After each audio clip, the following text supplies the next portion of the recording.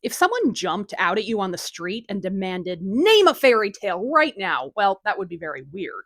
But if you've grown up on European fairy tales, you're likely to name one of a handful. The fairy tales that define our childhoods. Think of a fairy tale right now. Which one did you think of? Cinderella? Well, that would make a lot of sense. It's so popular, and I've done a huge series on that fairy tale, over 40 videos deep. A bunch of you definitely thought of a tale that Disney's taken on, but I'm pretty sure some of you thought of the tale about a pretty little girl in a pretty scarlet cloak. So here we go.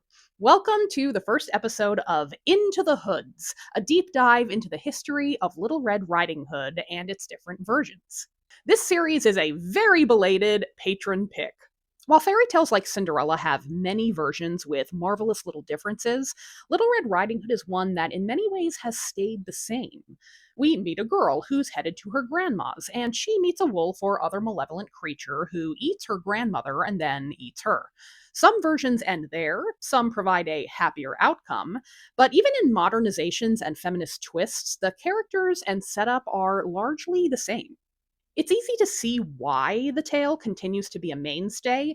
At its simplest level, it teaches the small and vulnerable to tread carefully in a world that could devour them.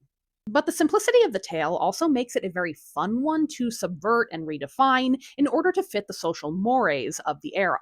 For my next video, I'll start where folklorists generally agree the first definable versions of the tale grew, in the villages of Western Europe, where little girls largely learned to take care of themselves, no brave hunter required. Follow me into the hoods, and let me know what version of Little Red Riding Hood you'd like to hear me discuss.